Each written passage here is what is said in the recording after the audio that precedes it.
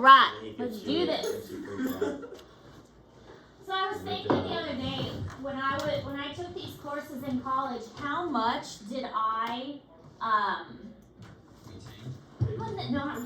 retained the information that was supposed to go. When I was in college, what did my college class actually look like? Did I have extra assignments like I give you guys? And the answer was no. All I did was take notes and take a test, and take notes and take a test. That was all I did. Yeah, I mean, it's part of my classes. We have like one assignment where it's basically like 100 points, and it's just like read this and basically make your notes and then take a test afterwards. Yes, that's all I did in college was, except the labs, of course. Labs were different. But all I did was attend a lecture, take a test. Attend a lecture, take. That's all I did in all of my classes, except the labs. And so, I mean, I'm trying to do these extra assignments to kind of buffer your grades, and I'm thinking of like my state fair classes too, that I teach in the evenings. And for them, they have a couple extra assignments. Like the one I teach on Monday nights, they have a quiz that they do each week, and they have like this little learning objective assignment that they do, but those aren't even worth that many points. Basically, Monday nights I grade their quiz, I grade their learning objectives, and then I sometimes give them a little extra assignment, but then we go over the chapters, and it's all based on their test. And so, I mean, I know you guys complain about all the notes and stuff, but this is college, and this is what we do in college, is you take notes, you take a test, you take notes, you take a test. And so, it's not fun, but it is what it is, and I mean, this is college, and you will quickly discover in college, you will be thankful that I did this to you, and that I prepared you the way that I prepared you. And I taught you how to take good notes, and that I've actually done it way nicer than so many other people would, especially for a 200 level class. So. So like business classes in LCC? There's like 4 assignments. Legit? Really? Yeah, there's like a vocab. Other testing exercises. Oh, for my class? My class at State Fair is a hybrid. So half of my students are online and half of my students are in class. So my tests are, they're on a computer, but half of my students Zoom in, and half of my students are in class. So they take it on the computer, but the ones that are taking it on the computer, they have to have their cameras on so I can monitor them. And then the ones that take it in class, I monitor them in class. So, and part of that is because I'm partnered. There is a Whitens Air Force Base. There's a campus there, and they are utilizing me as an instructor for that course. So. Is it like a new section? So yeah, it's respiratory. Yes, we're starting respiratory, but there is not much because we have covered quite a bit of the respiratory with cardiovascular already. So I have just really hit on the main points for respiratory. So you're not going to find, we're going to really zoom through this. It's going to take us today and then maybe a little bit on Tuesday. But there is not a lot. I think there was something like 30 slides. What? You know how many slides we get through today? We're pretty good. We're pretty good. And a lot of them have stars, so they're already in Google Classroom. So, anyway, respiration is the process by which our body takes in and utilizes oxygen and gets rid of carbon dioxide. That's really the main thing that the respiratory system does. It's not the only thing, but that's the main thing. There are a couple other things which we'll talk about along with this, but that's really kind of the main function of the respiratory system, is to get oxygen and get rid of carbon dioxide. Do you guys remember why oxygen is so important? For the body? Yes. Why do we need it? Just basic functions. I mean, like, To breathe. You don't need it. Why do we need to breathe? so we can To live. know. Hold on. Why it's gonna blow up? but it's so. Isn't What it? process is it? What is it? What process? Is it something with blood? No, blood takes it No, to blood the cells. takes it to the cell. Yeah. It's. But we need it for a process. We need oxygen for a process, and we need to get rid of the carbon dioxide as a waste. Oh my gosh, I can think of that. I remember thinking about it. Hold on. Because there was two. On the board Yes, forever. Yes, there was In two on the college board. biology. There was two on the board for forever. Plants do the cellular opposite. respiration. There you are. There we go. We need it for cellular respiration. Without oxygen, we wouldn't be able to do cellular respiration, which is the basis of metabolism. It's what gives us energy. Without oxygen, we wouldn't get energy. So we need oxygen in order to get energy. It's aerobic respiration. Without oxygen, we wouldn't be able to make energy at all. We could do anaerobic respiration, but that's not going to give us the energy that we need. We have to have oxygen so that our body can make energy through cellular respiration. Carbon dioxide is the waste product of that. So that's why we need to get rid of the carbon dioxide.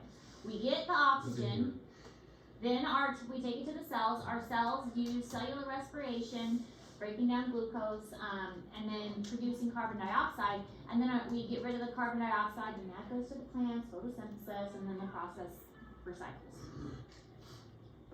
Alright, oh, I thought I got rid of all the clicky parts anyway. So, other major functions. Ventilation. Respiratory helps us ventilate, moving the air in and out, and we'll talk briefly about that and the diaphragm and that kind of thing.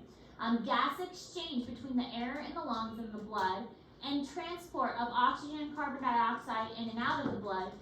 Internal respiration, gas exchange between the blood and the tissues. This is actually in Google Classroom. So again, I tried to put a lot of this information in Google Classroom to kind of speed the process along.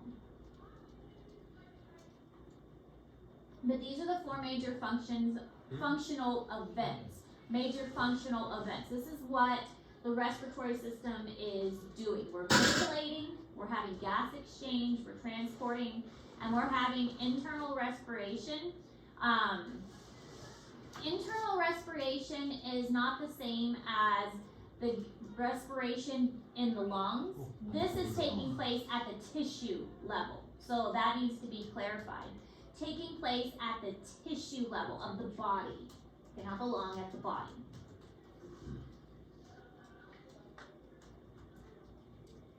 Is this in the, you post this in the... This one's in the student notes. They usually post it below the test. Oh, cardiac and respiratory, okay, fine. I thought that was just cardiac, fine. I changed it, yeah, because I was going to do respiratory separate, and then I cut it down so much, I'm like, yeah, it's going together.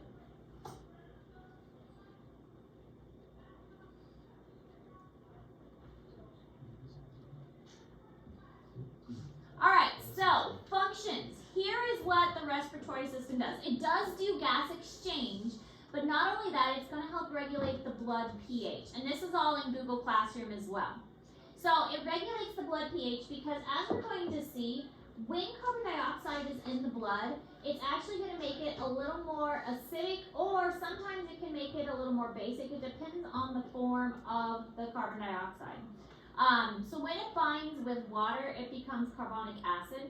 So we're looking at levels of carbon dioxide in the blood can help change the pH of the blood. The respiratory system is going to help with voice production. I mean, we wouldn't be able to speak if we didn't have air moving over our vocal cords. So that's another function of the respiratory system. Smell. We wouldn't be able to smell if we didn't have air moving over our nasal cavities. And then also protection. You don't really think about the respiratory system as protection, but it does. All of the little hairs, which are cilia, that are in our trachea and our nose and that area is going to catch the microorganisms and prevent them from entering our body.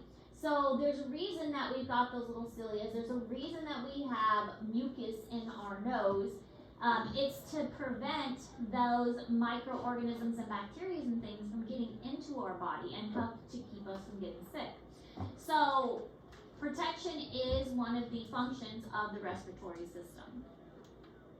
Now we're going to skip most of the labeling of the respiratory system.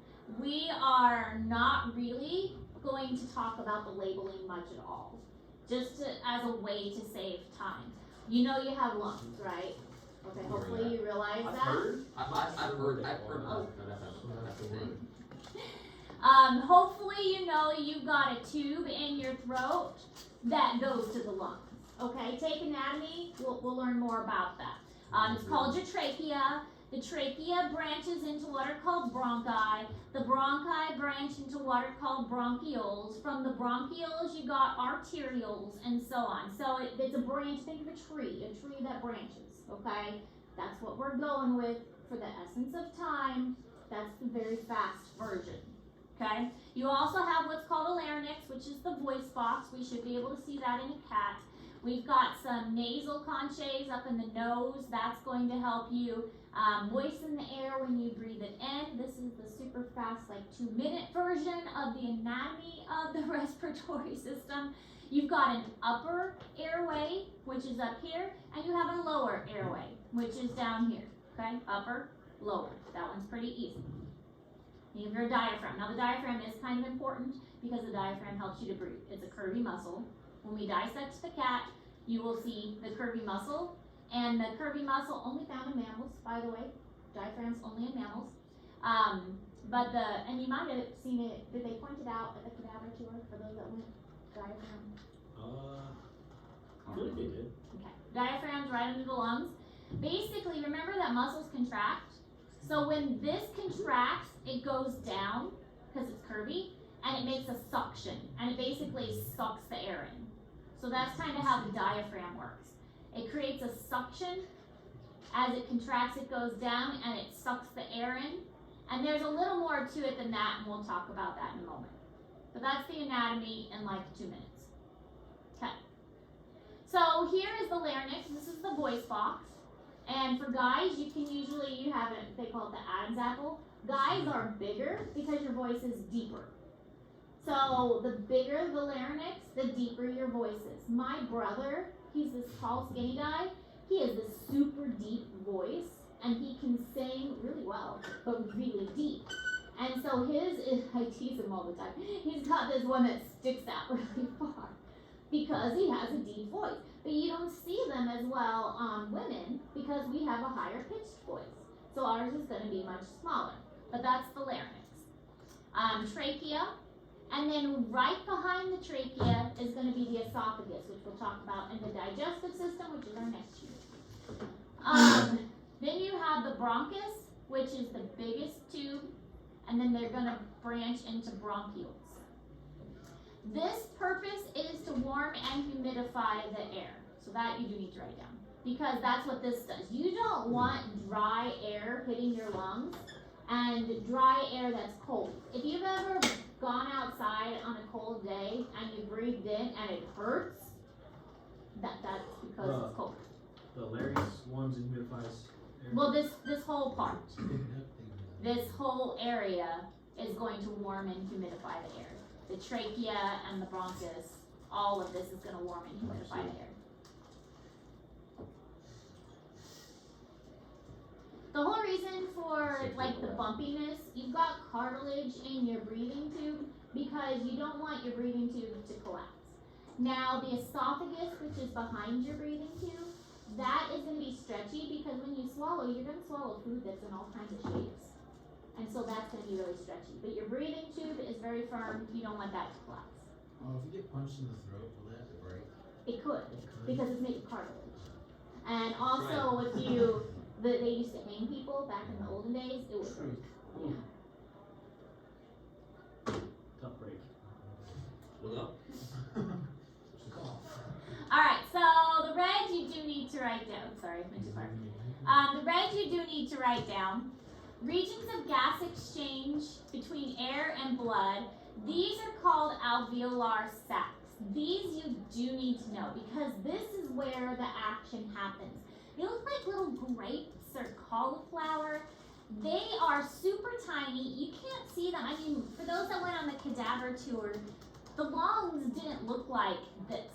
They're really, really small. It looked really compacted, and if you poked the lungs in the human, or when you poke the lungs in the cat, it's not gonna look like this. It's very, very firm and kind of spongy feeling.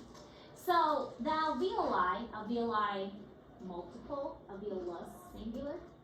The alveoli are the site of actual gas exchange. So they are one cell layer thick and covered in capillaries. Because gas is exchanging here, they have a very high surface area, lots of blood flow to them, and very, very, very thin cell walls.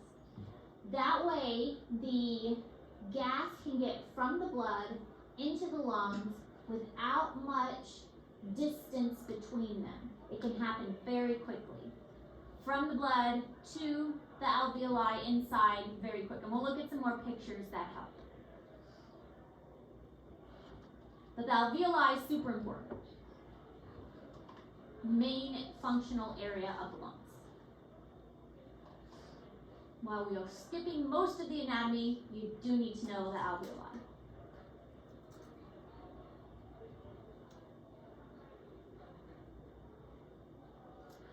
So this is kind of the branching. It's like a chart that shows how the branching takes place and kind of the surface area and dimension, the upper airway versus the lower airway, and where gas exchange is taking place. There's no gas exchange happening up here. This is just getting the air down to where the gas exchange can take place. The alveoli is where gas exchange is taking place, and maybe a little down here where what's called the alveolar ducts and the bronchioles, but most of it is the alveoli itself and a higher surface area.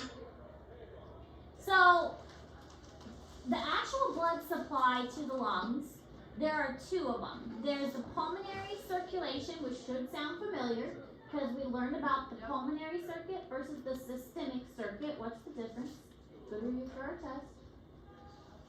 Pulmonary circuit goes to the, what are we learning about? Lungs. Lungs, good. Pulmonary circuit goes from the heart to the lungs to the heart. Systemic circuit, therefore, goes from the heart to the, oh my goodness. Brain. Well, to the brain, but what else? What's the opposite of the brain?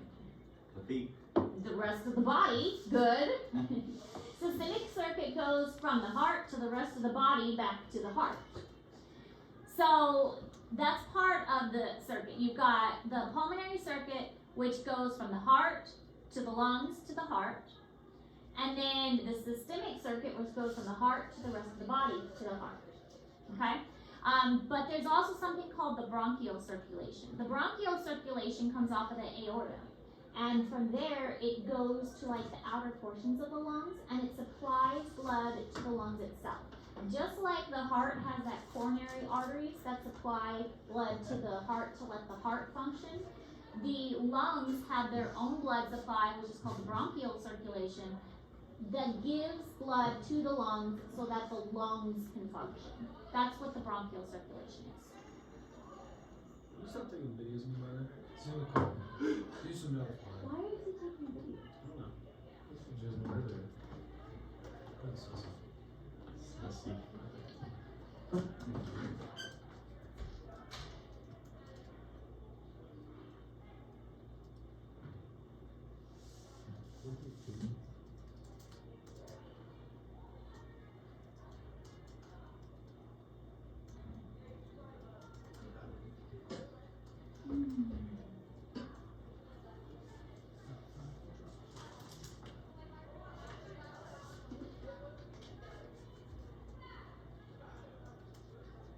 What time do you guys get ready for track? I want to say after lunch. Good luck today.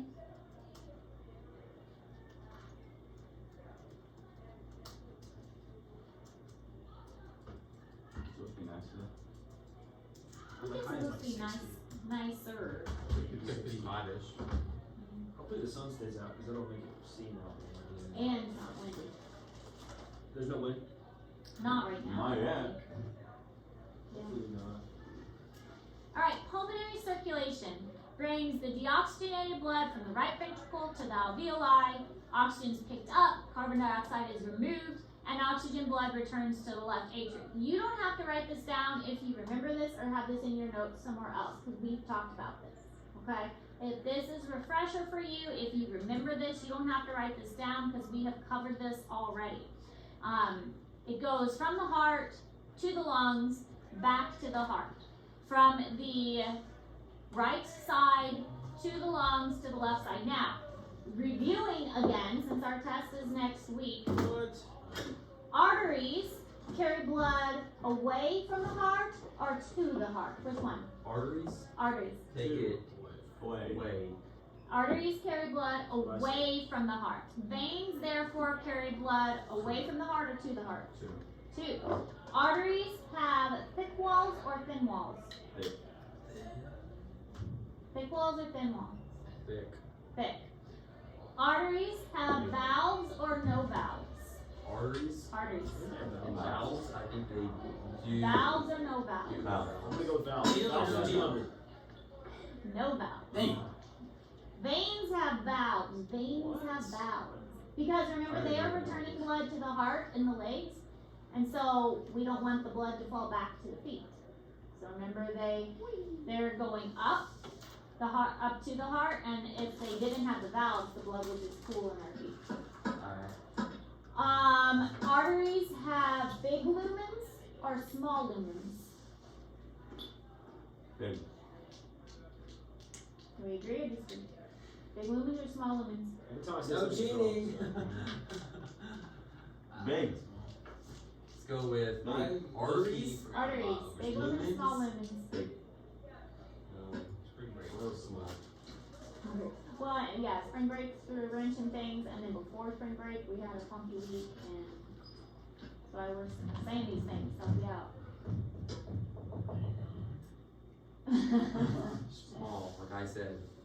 Arteries have small lumens. I was kind of confident. But it's not always key in this. What makes the love dove sound in a heart? The Sound of the beat, or like the pumping of blood. The freaking, valve closing and opening. The Yeah, pump, they- so the pumping of blood. The valves opening and closing. Pumping. That's solid. How about Jen? Sorry. No, you're good. He has to borrow it. What is the Signal main Either way. control of peripheral resistance? Main control of peripheral. What? I don't think I've ever even heard that. Yeah. Well, hold on, wait. Heart. What? What is the What? main We haven't even control went over of peripheral resistance in the vessels? What is that? Oh my goodness. I don't. Not I ready, don't. are we? I don't remember that. Upstairs, we're dialed. Peripheral. What? Peripheral resistance in the vessels. Do I even have that? Wait, Peripheral three? resistance. There are three, Yeah. but what is the main one? Blood viscosity? Peripheral. Not blood Or viscosity, blood but vessel that's- length? Or blood vessel There you it's one of those three. go. Resistance. Diameter. Good job for taking good notes. Check. Yeah. We can't control length, we can't control viscosity, but our body can control Pressure. diameter. Oh, God, dang it. Pressure makes sense. Alright, moving Diameter on makes with sense. respiratory system. Good job for taking good notes. Pressure makes balance, baby. Alright, anyways, and remember all of these are recorded. All these lessons are recorded. So you can go back, Do you, name the lessons? No. kind of. Or do you date them?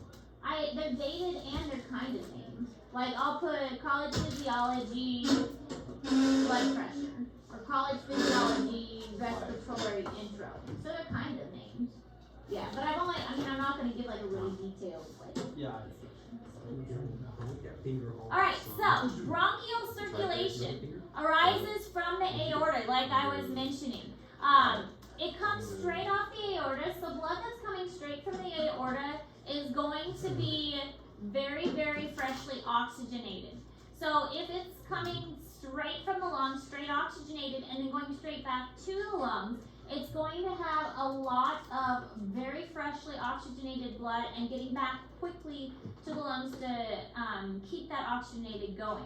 So it's going to nourish the lungs itself and whatever extra tissue is supporting the lungs, like the pleura. Pleura is like the tissue that covers the lungs.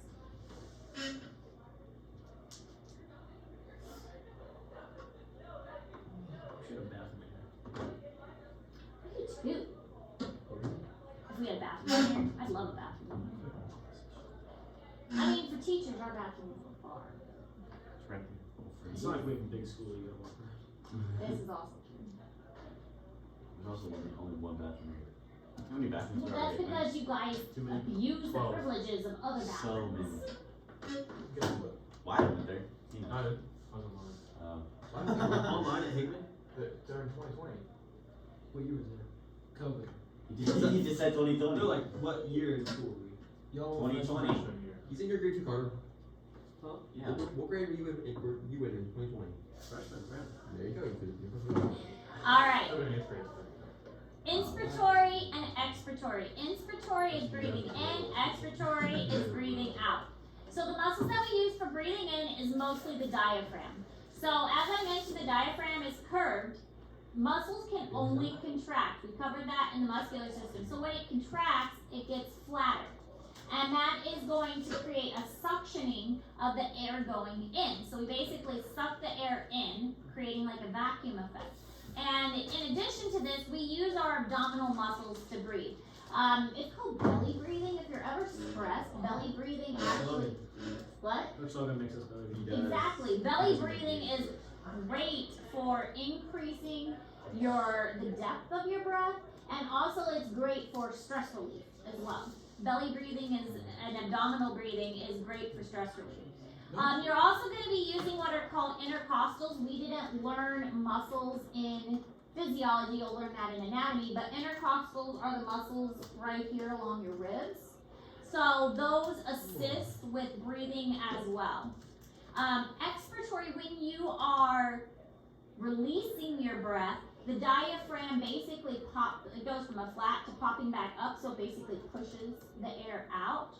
And the internal intercostals, so also along the rib cage, those are going to more relax and help squeeze the air out. Also some within the abdomen. You can like squeeze your abdomen to force more air out.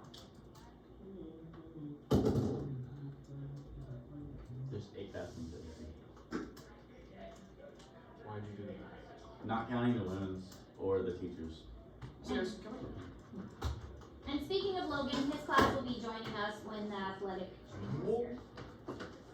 The hour, you mean? Just that hour. April 16th, that third hour. What hour does he have? Isn't that middle school? No. Yeah, it is. What? There's like his third hour. It's like 8 to That's, 7. he didn't keep no school. Oh, His shoot. class does. That's right. It's like health and wellness or something. It's third hour.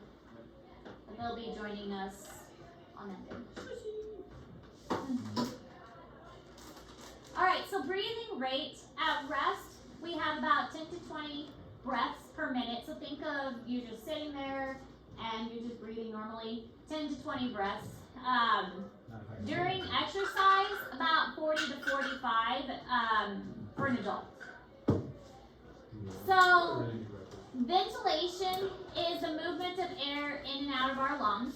And air moves from area of high pressure to area of low pressure. Most things go from high concentration to low concentration.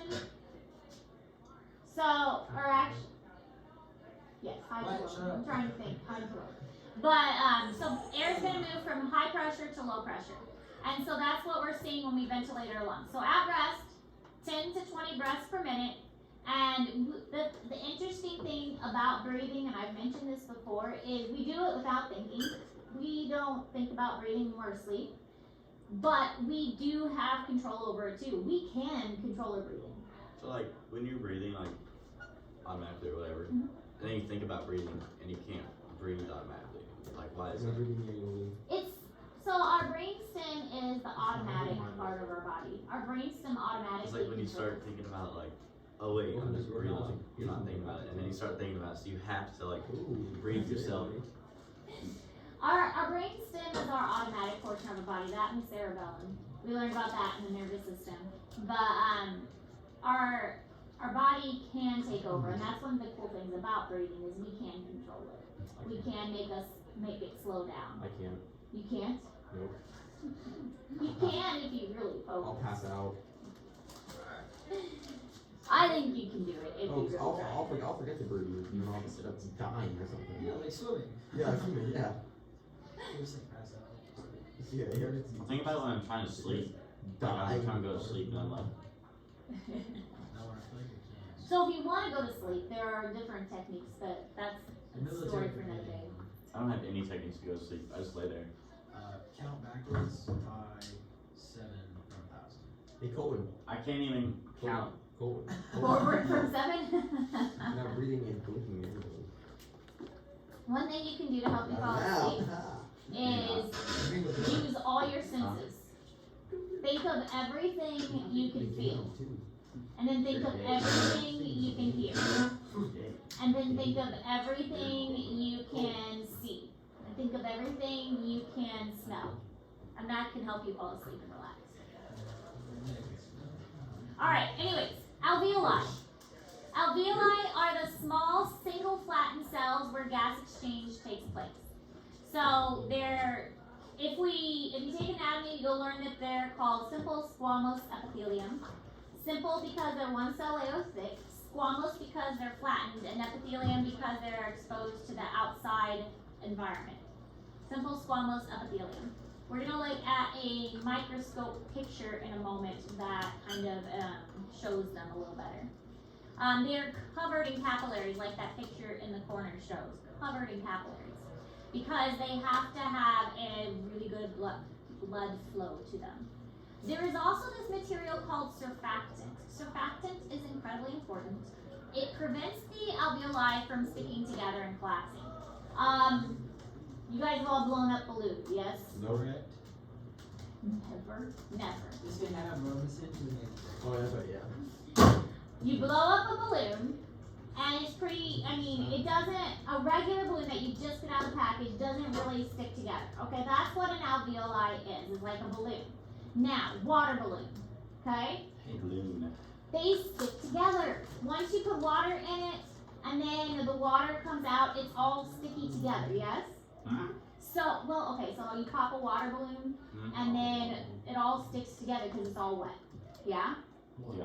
Yeah. The balloon? The balloon itself. Oh, okay. Yeah, once it pops and it's all wet, it sticks together. And it's hard, like if you tried to separate it, it'd be really hard to pull out the balloon. So the idea is that an alveoli needs to stay open. But because the environment inside our body is moist, the alveoli are basically like balloon sacks, and they would naturally collapse in and stick to each other. Surfactant prevents that. Surfactant prevents them from sticking and collapsing onto each other. So there's this surfactant material that prevents them from sticking together. It reduces the work of breathing, it stabilizes the alveoli, and it prevents them from sticking together and keeps them open and just makes breathing easier. So surfactant really plays a very important job in the breathing process. We need surfactant. And surfactant, we'll talk about this in a moment, super important in fetuses.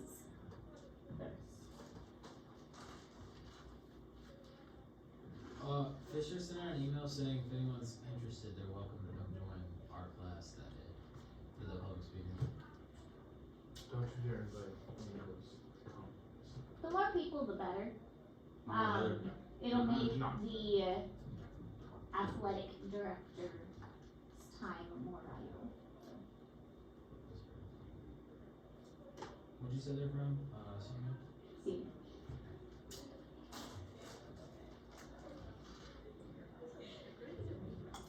This is what a lung looks like under the microscope. Here is a bronchiole, much thicker and bigger. This is an artery, so the blood would flow through here. And then these are the alveoli sacs, very, very thin, open spaces, so the air can get through here.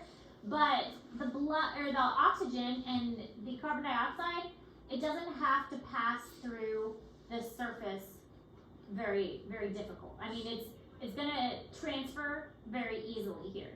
So easy transfer, and so on. Very easy transfer.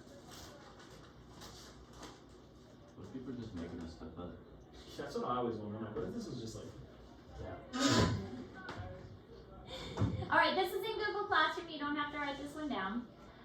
But it's a really great summary of how the gas exchange takes place.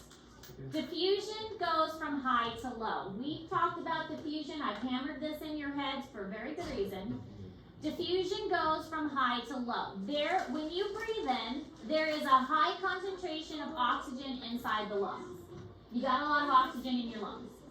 So it is going to naturally diffuse from the high concentration inside your lungs to the low concentration in the blood. Because the blood that's coming to the lungs has a low concentration. So it's going to go from the inside of your lungs to the blood on the outside. Goes from the lungs to the blood. The opposite is true of carbon dioxide. The carbon dioxide is in the blood. That's a high concentration. So it's going to flow out of the blood into the lungs. High in the blood, low in the lungs. High to low. So that's how gas exchange takes place. It's really very simple. Just like we've been learning about diffusion, we've talked about it before. Goes from high to low. High oxygen inside the lungs, crosses that alveoli, crosses the capillary, goes from the lungs to the blood. Carbon dioxide is high in the blood, goes from the blood, crosses the capillary, crosses the alveoli, goes into the lungs. This is in Google Classroom. It's a really great picture. Here's our alveoli, here's our capillary. Very, very close together. One cell, two cells. That's all it's got to cross. Carbon dioxide, high. Carbon dioxide, low. Carbon dioxide, going that way. Oxygen, high. Oxygen, low. Oxygen, going this way. That's really all that happens. Pretty easy.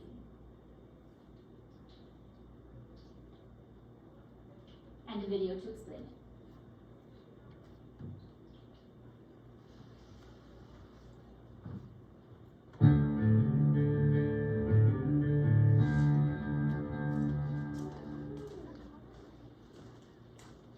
The alveoli are the site of gas exchange in the lungs, and they're located here at the very end of the bronchioles. They have a structure that's something like this. We often describe it as having a sort of cauliflower shape, but basically they're just tiny little air sacs at the end of the bronchioles. If we see it here represented in more of a diagram format, we can see what's going on. First of all, oxygen and carbon dioxide are constantly being supplied and removed through breathing. Let's look a little bit closer at the lining here. Notice that it's only one cell thick. Oxygen can diffuse across the cell membrane of the cell that lines the alveolus. From there, it can obviously diffuse across to outside of that cell. The same thing applies for the lining of the blood capillary until eventually it diffuses into the red blood cell where it can bind with hemoglobin to form oxyhemoglobin. Similarly, carbon dioxide can also diffuse across these cell membranes and reach the alveolar sac to then exit the body. Now then, oxygen, as we've already said, is constantly being supplied through breathing, but it's also being taken away from this area because of the blood flow. What this means is that we are constantly maintaining a concentration gradient, which is what allows this transfer of gas, this gas exchange, to continue. There are some important features of the gas exchange surface that you need to know. First of all, it's got a large surface area, which is provided by this particular shape of the alveoli, and also by the fact that there are lots of them inside of the lungs. It's very thin, which provides a short diffusion pathway. Notice that the lining is only one cell thick. It's also got a moist lining. The inside of each alveolar sac is moist, which allows gases to dissolve, which then allows them to diffuse across the lining. It's got a very good blood supply. Each one of the alveoli has lots and lots of blood capillaries surrounding it. If we have a little look at what lung tissue looks like under a microscope, we can see this sort of zigzag, crisscross sort of mesh of little almost streams. This is the capillary network, and we can tell that because if we look at one of these individual little red splotches here, those are individual red blood cells. Finally, there is very good ventilation, and that basically just means there's a really good supply of air, which is supplied through breathing. A little bit of exam help on this. You might get asked to describe the features of the lungs that make gas exchange efficient. Well, the exchange surface has a large surface area, and that's provided by the large number of alveoli, and the surface is only 1 cell thick. Remember that provides a very short diffusion pathway. And it is supplied with blood by a very dense capillary network. So there, you're easily going to get those 3 marks. Sauce. I know, it's kind of an interesting name.